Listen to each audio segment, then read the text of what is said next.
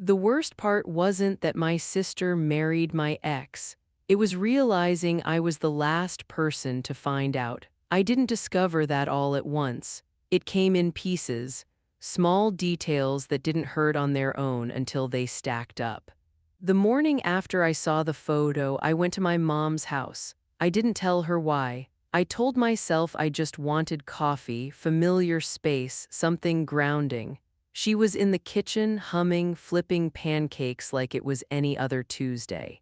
When she saw me, she smiled. "Hey, honey, you look tired." I almost laughed. Tired didn't even scratch the surface. I sat at the counter while she poured coffee. My phone was face down. I hadn't opened Instagram again.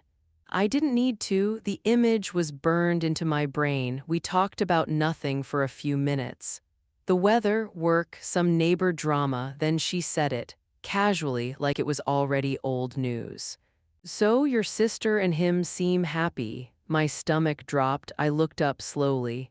"Seem?" She froze just for half a second, but it was enough. "Mom," I said, keeping my voice steady.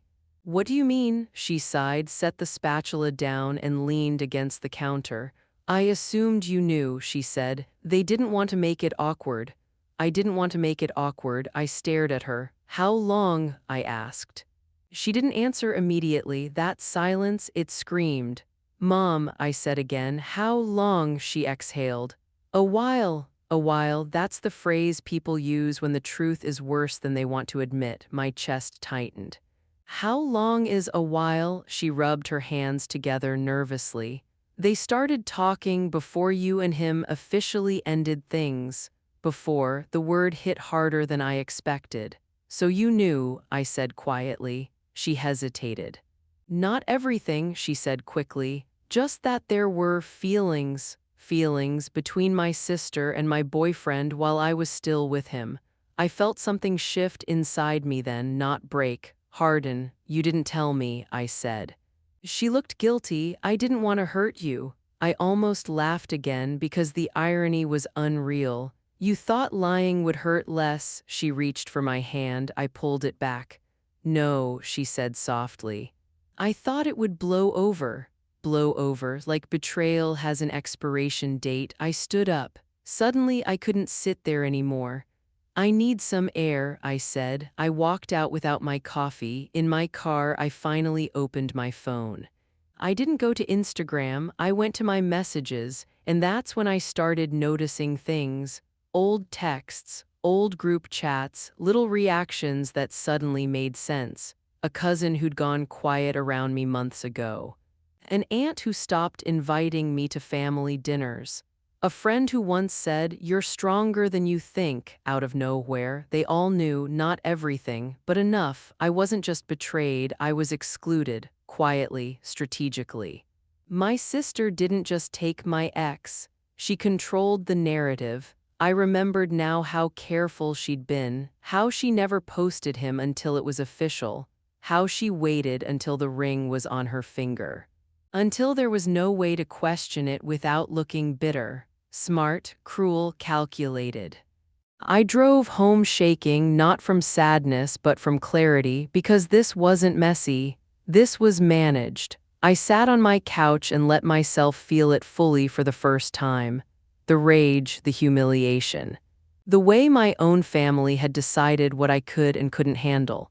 They chose comfort over honesty. They chose her. And my ex, oh, he played his role perfectly. I remembered every time he told me, "Your sister worries about you." Every time he said, "She understands me." Every time he told me I was too sensitive. They weren't just lying. They were rehearsing. I checked his profile. He'd changed his bio. Grateful, grounded, finally home. Finally home, like I was just a detour. I blocked him, not out of pain, out of control. Then I opened my sister's page again.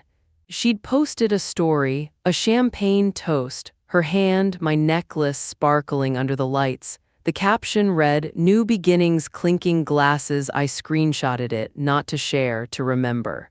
Because when people show you who they are, you don't look away, you document. That night I didn't cry, I didn't scream, I didn't confront anyone. I did something far more dangerous. I started asking questions, quiet ones. To the people who thought I didn't know yet, I texted an aunt. "Hey, random question, when did you first hear about them?" She replied almost immediately. "Oh, months ago, we assumed you were okay with it. Okay with it." I texted a cousin, same answer, different wording, same assumption. Everyone thought I'd been informed, no one checked, because no one wanted to be the bad guy, and that's when it clicked. My sister didn't need everyone on her side. She just needed everyone to be passive, and they were. By the end of the week, I knew the timeline, the overlap, the lies. I knew who defended her, who stayed silent, who avoided me out of guilt, and who smiled in my face while knowing the truth. I wasn't just hurt anymore, I was awake. And when you finally wake up, you realize something terrifying: you've been underestimated. They thought I'd lash out, they thought I'd cry. They thought I'd beg for explanations, they thought I'd accept it because family is family. They didn't realize something: I don't need their permission to walk away, and I definitely don't need their approval to remember. Because the story they told themselves, it wasn't finished yet, not even close. Because the next thing I uncovered wasn't just how long the betrayal lasted, it was what they planned to take from me next. And that's when I stopped being quiet.